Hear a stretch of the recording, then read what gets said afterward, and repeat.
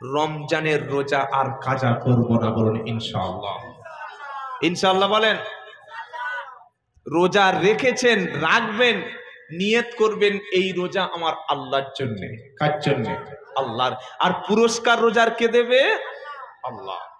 শুধু রোজা রাখলে হবে না, কোন কোন কারণে রোজা ভেঙে যায় জানা আছে? খেয়ে শুকাচ্ছে, এদিকে রোজা ভেঙে পড়ে আছে, খবর নাই। ওযু ভেঙে যেমন যায়, রোজাও তেমন ভেঙে যায়। কেউ যদি রোজার মাসে পানি খায় ভেঙে যাবে, খাদ্য খায় ভেঙে যাবে, স্বামী স্ত্রী মিলন করে ভেঙে যাবে, অথবা হস্তমৈথুন করে বীর্যপাত করে ফেলে, রোজা ভেঙে যাবে। জোর করে মুখ ভরে বমি করে ইচ্ছা করে, রোজা ভেঙে যাবে। অথবা এমন সময় সাহারিতে খেয়েছে, হুঁশ নাই যে সাহারির সময় 10 মিনিট পার হয়ে গেছে, দেরি করে উঠে খেয়ে নিয়েছে, শুয়ে পড়েছে। সকালে উঠে দেখছে 4:30 শেষ, আর খেয়েছে 4:39। রোজা হবে? কি বুঝলেন? রোজা ভেঙে যাবে। রোজা রাখার অর্থ হলো এই যে আল্লাহ যেরকম রোজা রাখতে বলেছে সেরকম রাখবো। কুলু ওয়াশরাবু হাত্তা ইয়াতাবায়্যানা লাকুমুল খায়তুল আবওয়াদু মিনাল খায়তিল আসওয়াদি মিনাল ফাজর। আল্লাহ বলছেন তোমাদের খেতে বলেছি, পান করতে বলেছি, অতক্ষণ পর্যন্ত সাহারি খাও যতক্ষণ পূর্ব দিগন্তে রাতের অন্ধকার দূর হয়ে হালকা যখন সাহারির সময় শেষ হয়ে ফজরের ওয়াক্ত চলে আসছে, ওই পর্যন্ত খাবে, তারপরে আমরা। মনে থাকবে ইনশাআল্লাহ। আর কতক্ষণ রোজা করবে? সুম্মা আতিম্মুস সিয়াম ইলাল লাইল। রাত আসা পর্যন্ত তোমাদের রোজাকে তোমরা পূর্ণ করবে। রোজা রাখা অবস্থায় যেন গীবত করবেন না, রোজা রেখে যেন মিথ্যা বলবেন না, রোজা রেখে যেন ফোনের মাধ্যমে গান ছেড়ে দিয়ে শুনছে। রোজা পঙ্গু হবে। শুধু পেটের রোজা নয়, চোখের রোজা, হাতের রোজা, কানেরও রোজা আছে। কানের রোজা গান না শোনা, হাতের রোজা হারাম মাল না ইনকাম করা, অবৈধ নারীর দিকে হাত না বাড়ানো। আর মুখের রোজা কি? মিথ্যা, গীবত, চগলখুরি, 2 নম্বরী সব কথাকে ত্যাগ করা, এটা মুখের রোজা। চোখের রোজা হারাম জিনিস না দেখা। কথা মনে থাকবে ইনশাআল্লাহ। এই রকম রোজা যদি রাখতে পারি, কিয়ামতের দিন আল্লাহ বলেন, নবী বলেন, আস-সাওমু লি ওয়া আনা উজজা বিহি। রোজা আমার জন্য, আর এর পুরস্কারটা আমি আল্লাহ নিজ হাতেই দেব। সুবহানাল্লাহ। রোজার একমাত্রই পুরস্কার আল্লাহর দিদার। সুবহানাল্লাহ বলতে ইচ্ছা করলো না? রোজার মাসে রাখলে রোজা খালেস নিয়েতে, বদলা ইহার যায় গো পাওয়া 2 জাহানেতে। রোজার মাসে রাখলে রোজা খালেস নিয়েতে, বদলা ইহার যায় গো পাওয়া 2 জাহানেতে। দুনিয়ায় কি লাভ? রমজান মাস শেষ হয়ে গেল, তারাবি, সাহরি, ইফতার কমপ্লিট হলো, আল্লাহ জীবনের সব গুনাহকে মাফ করে দিল। আর আখিরাতের লাভ, আল্লাহর মেহমান হয়ে জান্নাতে যাবে। বলুন সুবহানাল্লাহ। আমরা সকলে এক হয়ে থাকবো ভাই। 5 ওয়াক্ত নামাজ পড়ুন, নামাজ কাজা করবেন না। নামাজ যার নাই, মুসলমান দাবি করার কোনো অধিকার। আমাদের উপর যত জুলুম, নির্যাতন, অত্যাচার হচ্ছে, তার একটাই কারণ, আমরা আল্লাহকে ভুলে গেছি। দেখেছেন গতকাল জুমার দিন ছিল, দিল্লিতে রাস্তার উপরে কয়েকজন যুবক মুসলমান দাঁড়িয়ে দাঁড়িয়ে নামাজ পড়ছিল। দিল্লির পুলিশ এসে এই মুসলমানদেরকে নামাজ অবস্থায় লাথি মেরে, চপড় মেরে, থাপ্পড় মেরে সরিয়ে দিয়েছে। এটা দেখেছেন না দেখেন নাই? এর চাইতে অপমান ভারতবর্ষে কি হতে পারে? আমাদের ভারতবর্ষ ধর্মনিরপেক্ষ, এটা বলেই আমি কথা শেষ করে দেব। আমার হিন্দু ভাইরা পুজোর সময় আসলে, দুর্গা উৎসব যখন পালন করে, 15 দিন 20 দিন রাস্তায় প্যান্ডেল থাকে, আমরা মুসলমানরা তাদেরকে কোনোদিন খারাপ বলি না, কারণ ভারতবর্ষ প্রত্যেকটা ব্যক্তির ধর্ম পালনের স্বাধীনতা দিয়েছে। যদি 6 মাস আমার হিন্দু ভাইরা রাস্তায় পুজো করে, আমরা মুসলমানরা তাদের পাশ দিয়ে চলে যাই, তাদের অনুষ্ঠানে যতটুকু সহযোগিতা করার দরকার সম্প্রীতি বজায় রাখি। ঠিক কিনা বলুন? এটাই তো ইসলামের আদর্শ। তাহলে মুসলমানরা নামাজ পড়ছে রাস্তার পাশে, দিল্লিতে পুলিশের সাহস কি করে হলো লাথি মেরে তুলে দেওয়া? আল্লাহ তাআলা আমাদের সমস্ত মুসলমানদের জান মাল ইজ্জতকে হেফাজত করেন। সকলে বলুন আল্লাহুম্মা আমিন। রোজা যদি কাজা করেছেন কিন্তু বাঁচার উপায় নাই। প্রত্যেকটা সাবালক পুরুষ রোজা সামনে এসে গেছে, অবশ্যই আদায় করবেন। বলুন ইনশাআল্লাহ। আল্লাহ বলবে আর কি চাও? বান্দা বলবে আল্লাহর কিচ্ছু দরকার নেই, সব তো পেয়ে গেছি। আল্লাহ বলছে এখনো কিছুই দিনে, শুধু একটা ঘর দিয়েছি। আচ্ছা, একটা 30 বছরের ছেলে একটা দামি ঘর বেঁধেছে 28 লাখ টাকা, ভিতরে এসি আছে, ফ্রিজ আছে, সুন্দর সোফা আছে, আল্লাহ আলমারি আছে, ড্রেসিং টেবিল, ডাইনিং টেবিল আছে, দেয়ালে ওয়ালে এলসিডি আছে, সব আছে। এখন তার কাছে সবচাইতে যেটা আসল প্রয়োজন সেটা কি? আপনার কি বলছেন? কথা বলে না? বি বি ডবল বি, তাই তো? মানে এখন সব পাস করেছে, এবার ওর বিএ পাসের দরকার। যারা বিয়ে করেছেন তারা বিএ পাস। কি বুঝলেন? এখন রাত্রেবেলা ওই এলসিডি দেখছে, ফ্রিজের পানি খাচ্ছে, এসির হাওয়া নিচ্ছে, কিন্তু মালের ঘুম আসে না। কেন বলুন তো? আসল শান্তির বস্তুটা তো ওর পাশে নাই। কে শান্তি দেবে? টিভি শান্তি দেবে? টিভি ঘেটে ঘেটে দেখ রাখ। এসির পানিকে তাও শান্তি আসছে না, এসির হাওয়াকে। মন চাইছে যদি একটা পেতাম। কি বলেন না? এটা আল্লাহর পক্ষ থেকে শ্রেষ্ঠ নিয়ামত হচ্ছে নিকার বিবি। বলুন সুবহানাল্লাহ। যাদের বিবি পর্দারশীনা, যাদের বিবি নামাজ পড়ে ভাই, যাদের বিবি স্বামীর কথা শোনে, যাদের বিবি স্বামীকে ভালোবাসে, যাদের বিবি কোরআন পড়তে জানে, যাদের বিবি ফজরের সময় ঘুম থেকে উঠে গিয়ে কোরআন নিয়ে বসে যায়, নামাজ পড়ে, আপনি ভাববেন পৃথিবীর সবচাইতে উত্তম সম্পদ আপনি পেয়েছেন। সুবহানাল্লাহ। এখন বলতে হবে না, বোর কাছে গিয়ে বলবে। এই বাবাজিরা, সবচাইতে উত্তম বস্তু হলো পৃথিবীর পুরুষের জন্য নেকার স্ত্রী। এটা যদি আমার কথা হয়, কথাটা ছুঁড়ে ফেলুন। নবী বলেছেন আদ-দুনিয়া কুল্লুহা মাতা ওয়া খায়রুল মাতা ইদ-দুনিয়াল মারআতু সালিহা। নবী বললেন শোনো, গোটা পৃথিবীটা সম্পদ, গোটা পৃথিবীটা হলো সম্পদ, তার মধ্যে উত্তম চিরস্থায়ী সম্পদ হলো লজ্জাশীলা ধার্মিকা রমণী। সুবহানাল্লাহ বলেন। আজকের গাড়ি আছে, কালকের গাড়ি থাকবে না। আজকের বাড়ি আছে, কালকের বাড়ি থাকবে না। আজকের মরলে কালকের 2 দিন, পরের দিন কেউ কাঁদবে না। কাঁদবে? বলেন না। জামাই কাঁদছে, মেয়ে কাঁদছে, 4-5 দিন, সপ্তাহখানেক পরে আর কারোর চোখে পানি নাই। তাই কবি বলছে আজকের মরলে কালকের 2 দিন, পরের দিন কেউ কাঁদবে না। যাদের জন্য করলে কামাই তারা পাশে থাকবে না। যাদের জন্য করলে কামাই তারা পাশে থাকবে না। আজকে মরলে কালকের 2 দিন, পরের দিন কেউ কাঁদবে না। আর যাদের জন্য করলে কামাই তারা পাশে থাকবে না। ঘরটাও একদিন নষ্ট হবে, সবকিছু ধ্বংস হবে, কিন্তু যাদের বিবি নামাজি, যাদের বিবি পরেশগার, স্বামীর জন্য শুধু হাসে, স্বামীর জন্য শুধু সাজে, স্বামী কথা বললে শোনে, রমজানে বিবি রোজা রাখে, রাতে উঠে তারাবির নামাজ পড়ে, স্বামীর জন্য মাঝে মাঝে ডেকে মসজিদে পাঠিয়ে দেয় যে বিবি, ওই বিবিটা হলো অরিজিনাল এই স্বামীর জান্নাতি বিবি। যাদের বিবি লিপস্টিক ঠোঁটে দিয়ে, মুখে সাদা পাউডার ও ফেস ওয়াশ মেখে, কাঁধে ভ্যানিটি ব্যাগ নিয়ে, ছোট পিঠ কাটা ব্লাউজ পরে রাস্তায় হাঁটা দেয়, রাস্তায় হাঁটে, কোমর দুলিয়ে হাঁটছে, পাড়ার ছেলেরা বলছে কার বউ যাচ্ছে? বলছে শওকাতের বউ। শওকাত বলে কেউ নেই তো? আপনার বলিনি ভাই, কে আছে আমি তো চিনি না।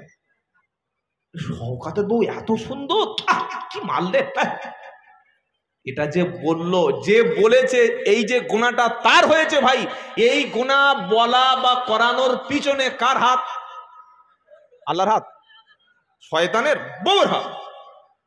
তুই ঠোঁটে লিপস্টিক দিয়ে স্বামীকে দেখাবি, মুখে ফেস ওয়াশ স্বামীকে মাখবি, ফেয়ার লাভলিটা স্বামীর জন্য মাখবি, ছোট হট ড্রেস স্বামীর জন্য পরবি, পিঠ কাটা ওই ব্লাউজ পরে কেউ জলসায় আসে? যে যুবক ছেলেগুলো এসছে ও রাতে আর না গা ধুয়ে ঘুমোবে?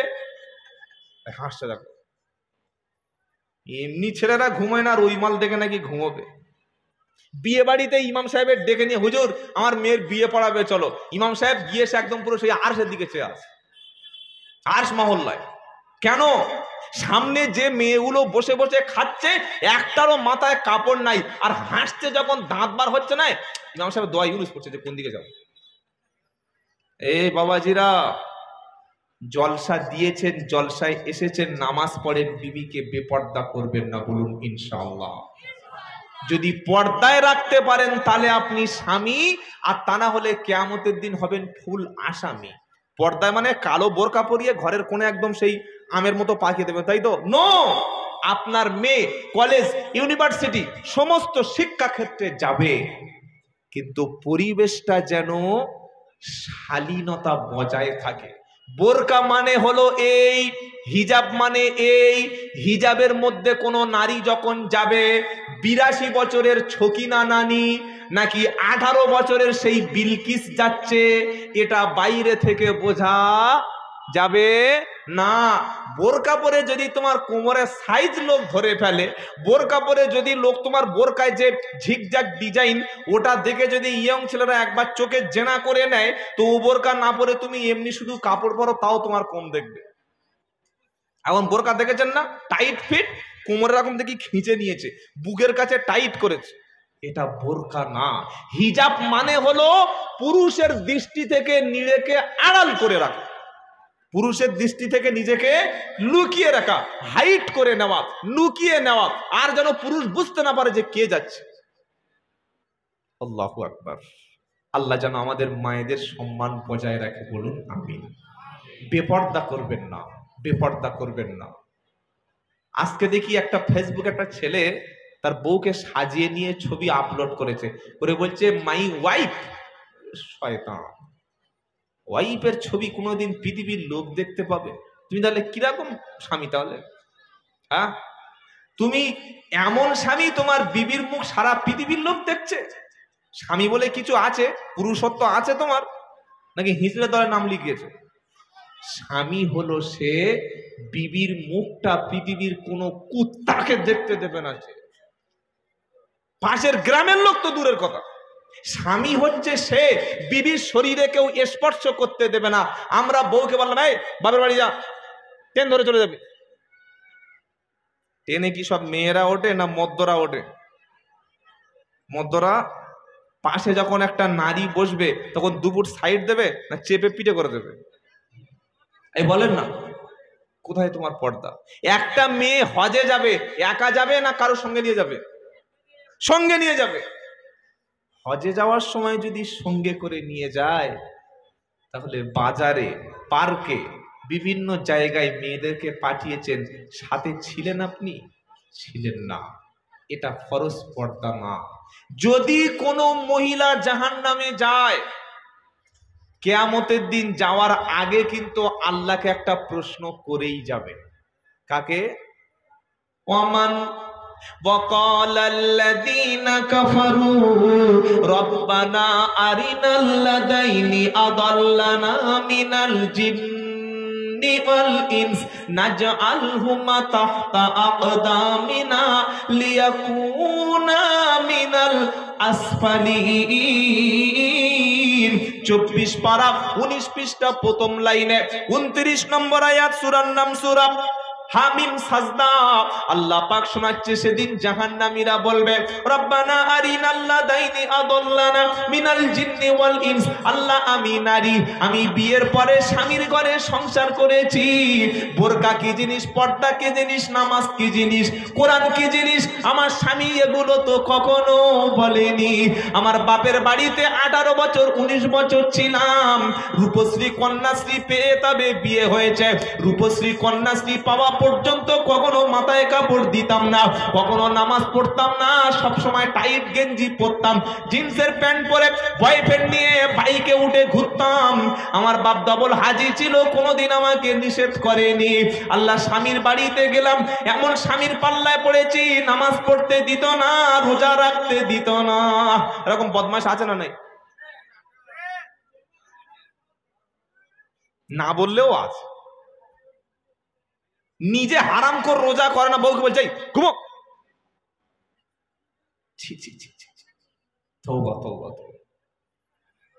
তুই তো যাবি, বউটাকে নিয়ে যাবি।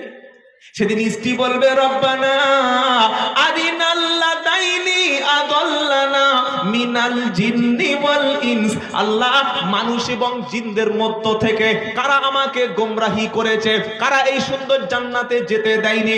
আমি তো নামাজ পড়তাম বাপের বাড়ি, আমি তো কোরআন পড়তাম বাপের বাড়ি, আমি তো পর্দায় ছিলাম বাপের বাড়ি।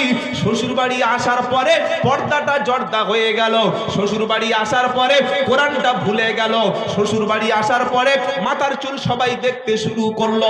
বাপের বাড়ি সন্ধ্যার পরে কোরআন পড়তাম রব্বানা, শ্বশুর বাড়ি আসার পরে সিরিয়াল দেখতাম রব্বানা। স্বামী দেখতে বাধ্য করেছিল। আমার রুমে আমার ঘরে পরপুরুষকে ডেকে এনে রাত 10টা পর্যন্ত স্বামী জমিয়ে তাস খেলাতো, ক্যারাম বোর্ড খেলাতো, কোনোদিন নিষেধ করতো না। আমাকে নিয়ে বন্ধন অফিসারের কাছে, মহিলা সমিতির কাছে টাকা আনতে সুদের টাকা পাঠিয়েছিল রব্বানা। আমি যেতে চাইনি, তবু জোর করে পাঠিয়েছিল। আল্লাহ নাজআলহুমা তাহতা আকদামিনা লিয়াকুনা মিনাল আসফালিন। আল্লাহ আমি জাহান্নামে যাব, স্বামীকে সামনে শুইয়ে দাও, বাপকে সামনে শুইয়ে দাও, ভাইকে সামনে শুইয়ে দাও। নাজআলহুমা তাহতা আকদামিনা লিয়াকুনা মিনাল আসফালিন। স্বামীকে, বাপকে, ভাইকে মারিয়ে মারিয়ে পা দিয়ে ছেনে বুকটা সমান করে দিয়ে জাহান্নামে চলে যাব। আজকের কাউকে আমি ছাড়বো না। ভেবে দেখুন যে স্বামী স্ত্রীর তলায় যদি পা মারাতে শুয়ে পড়তে কি অপমানটা হবে। আল্লাহ আমাদের মাফ করুক। জীবনে খাওয়া না হলেও বন্ধন মহিলা সমিতিতে বাড়ির মেয়েদের পাঠাবেন। তবে মেদিনীপুরের লোক সব আল্লাহর ওলি, তো এখানে বন্ধনে কেউ যায় না। আছে নাকি মহিলা সমিতি? আছে। পাঠাবেন না, হারাম, সুদ, আল্লাহ রসুলের বিরুদ্ধে যুদ্ধ করা। আর সবচাইতে সুদের ছোট পাপ নিজের মাকে বিয়ে করা। নাউজুবিল্লাহ বলবেন না? দেখেছেন কেউ নিজের মাকে বিয়ে করছে? করে না। ঠিক সুদের সবচাইতে ছোট পাপ নিজের মাকে বিয়ে করা। অনেক মা এখানে এসেছেন, নামাজ পড়েন, পর্দা করেন, রোজা করেন, কোরআন তেলাওয়াত করেন, দান খয়রাত করেন, শবে বরাতে সারা রাত দোয়া করে, রমজান মাসে কোরআন তেলাওয়াত করে, কিন্তু সাথে সাথে আবার সুদের অফিসার, LIC বন্ধন অফিসার, তার কাছ থেকে গিয়ে টাকা আনে। ঠিক বলছি তো বাবা? ইমান কোথায় তোমার বলো? যে আল্লাহর কথা শুনে নামাজ পড়েছো, যে আল্লাহর কথা শুনে রোজা করছো, যে আল্লাহর কথা অনুযায়ী পর্দা করছো, ওই আল্লাহর কথা অনুযায়ী যদি তুমি সুদ বন্ধন ত্যাগ করতে পারো তবে তুমি মুসলমান, আর তা না হলে নাফরমান। আল্লাহ মুসলমানদের জন্য জান্নাত রেখেছে। কাদের জন্য? এই বাবা, তোরা এত কথা বলছিস কেন বাবা? এই ওই ছেলেটাকে মারলো গো, তো মাদ্রাসার ছেলে মনে হচ্ছে। মাদ্রাসার ছেলে খুব সাবধান, ওদের পিছনে লাগলে খবর আছে। কি বুঝলেন? একটা গ্রামে একটা খুব বড় নাম করা লোক এসছে, বললে আমি পীর সাহেব। যদি কেউ পীর থাকে, সেই পীরের মধ্যে পীরত্ব থাকার দরকার আছে না নাই? নামাজ রোজা হজ জাকাত হালাল হারাম থাকলে তবে তো পীর। হঠাৎ করে বললাম পীর। তো গ্রামে মাদ্রাসা আছে, হুজুর আছে, বলছে কিরকম পীর দেখি। গিয়েছে, বলে মৌলভী সাহেব তুমি কিছু বোঝো, আমি তোমার সঙ্গে বহস করব, বাহাস। বলে করো। আলেম যারা হাদিস কোরআন তাফসির উসুল সব পড়া আছে, জানে কোত্থেকে কি এসছে আর কি বলবে। তখন ওই যে হঠাৎ করে নিজেকে পীর দাবি করেছে উনি বলছে, বলো মৌল সাহেব।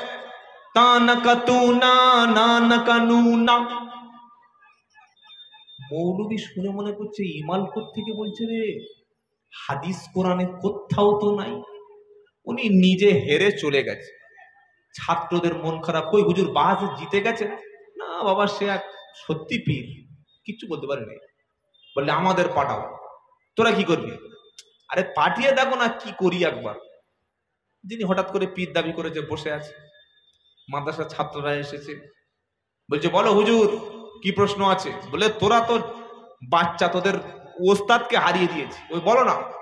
পীর বলছে বল। আমি যে আরবিটা বলছি, যে শব্দটা বলছি, যে বাক্যটা, যে জুমলাটা বলছি, এর মানে কি? বলছে কি?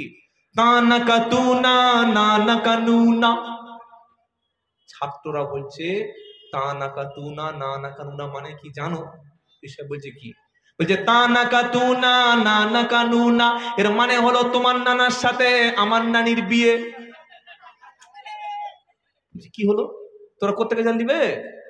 কোথায় পেলি এটার মানে? তুমি যেখান থেকে পেয়েছে ওই মালটা বার করো, তাহলে আমাদের মালটা বার করবো। তার নাম মাদ্রাসার ছেলে। সাবধান, আল্লাহ আমাদের মাদ্রাসার ছাত্রদেরকে উচ্চ আলেম করুক, বলুন আমিন। জীবনের স্বপ্ন যেন থাকে একটা ছেলেকে আলেম বানাবো ইনশাআল্লাহ। জীবনের স্বপ্ন যেন থাকে একটা ছেলেকে হাফেজে কোরআন বানাবো। বানালে কি হবে জানেন? অন্তত ছেলে যখন নামাজ পড়বে, নামাজ পড়াবে, ছেলের পিছনে কোরআন শোনার মতো সৌভাগ্য আপনার হবে। সুবহানাল্লাহ বলবেন না? নবী যখন কোরআন পড়তেন, নবীর পিছনে সাহাবারা দাঁড়াতেন, আর আল্লাহর নবীর কোরআন শুনে সাহাবাদের নামাজের মধ্যে কান্না শুরু হতো।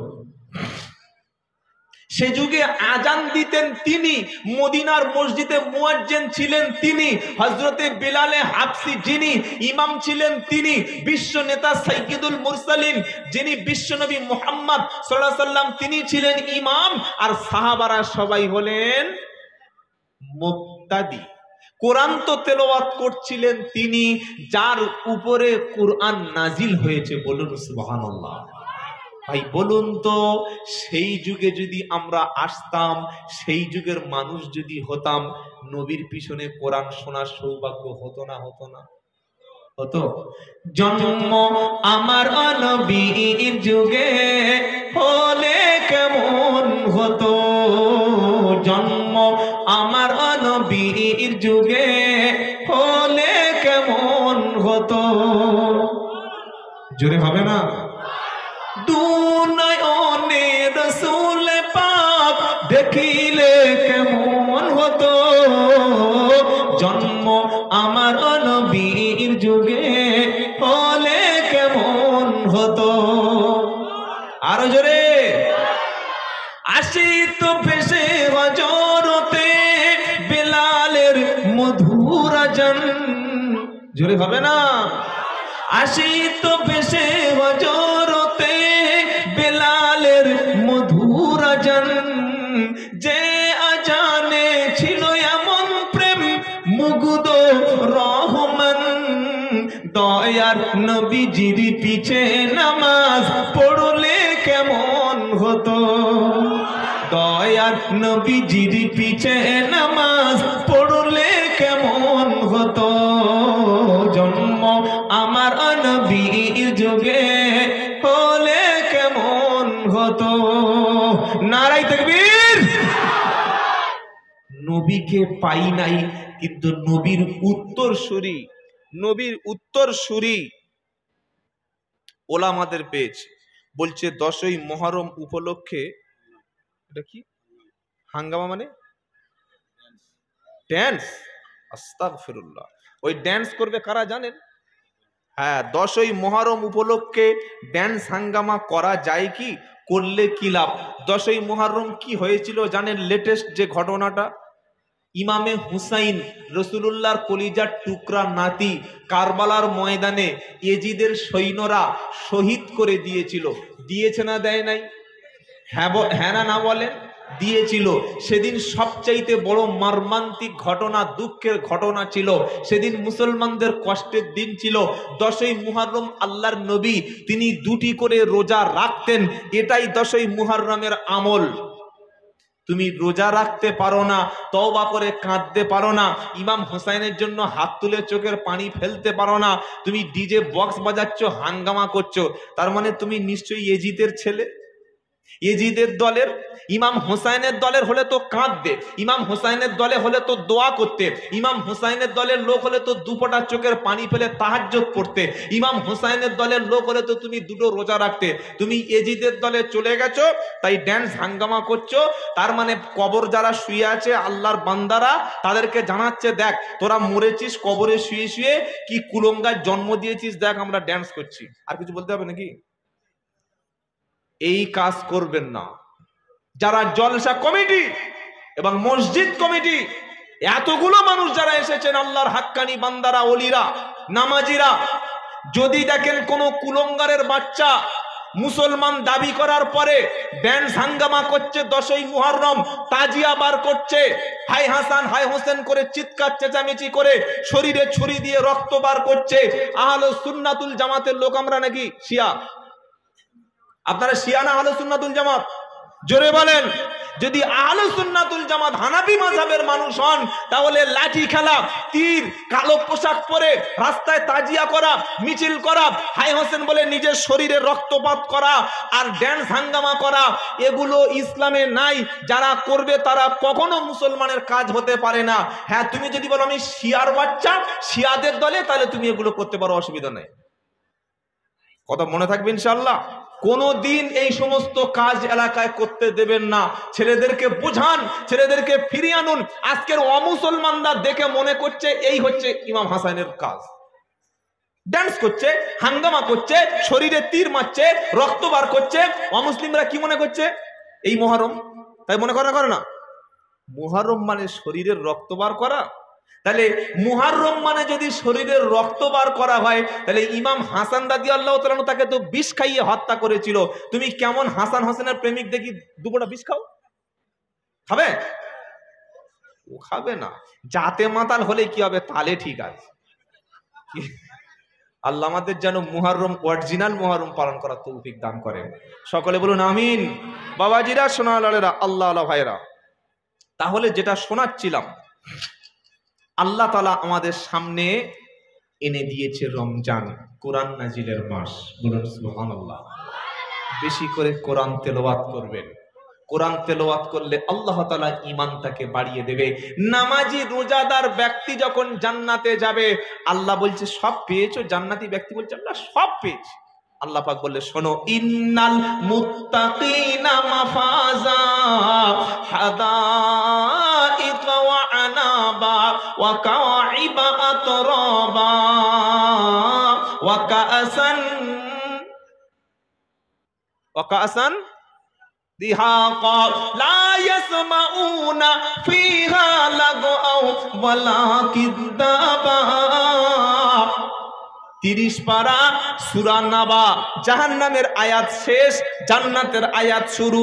সেই জায়গায় আল্লাহ কোরআন দিয়ে বলছে ইন্নাল মুত্তাকিনা মাফাজা, নিশ্চয়ই মুত্তাকি, পরেজগার, খোদাভীরু, তাদের জন্য রয়েছে সবচাইতে বড় সফলতা। বলুন সুবহানাল্লাহ। টাকা পয়সা জমি জায়গার মালিক সফল না, সফল হলো তারা সারা জীবন আল্লাহকে রাজি খুশি করে মরণের পরে আল্লাহর জান্নাতে যেতে পারবে যারা, সবচাইতে সফল ব্যক্তি হলো তারা। কোরআন শোনাচ্ছে ইন্নাল মুত্তাকিনা মাফাজা হাদাইকা ওয়া আনাবা। জান্নাতি ব্যক্তিদেরকে আল্লাহ আঙুরের সুন্দর বাগান দেবে, এরকম বাগান ঘিরে পরিবেষ্টিত বাগান তাদেরকে দেওয়া হবে। ওয়াকাওয়াইবা আতরাবা, ঈমানদার ব্যক্তিদের জন্য আল্লাহ তরুণী নারীদের সঙ্গে বিয়ের ব্যবস্থা করবে। সমবয়স্কী যুবতী, সমবয়স্কা যুবতী ইয়ংদের সাথে আল্লাহ জান্নাতে বিয়ে দেবে।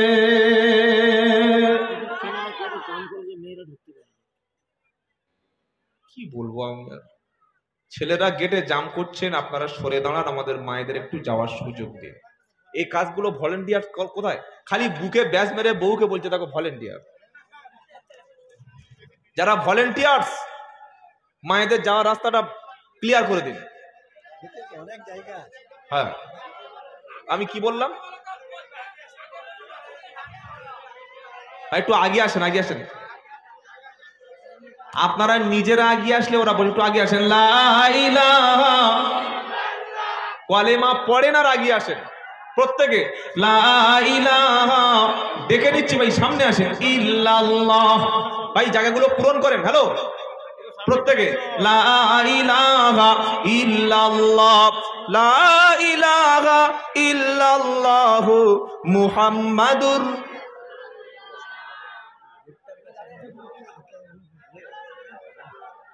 আমি শেষ হতে থাকবো না,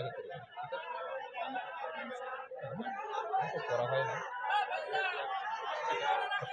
শেষে আসে করে দেবো।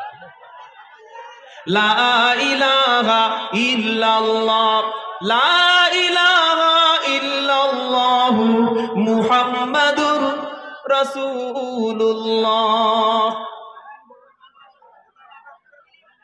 বাবা বসেন, এরকম করবেন না। কি আসছে একটা অনুষ্ঠান, আমি তো বেশিক্ষণ থাকবো না, 10-15 মিনিট শেষ করে দেবো।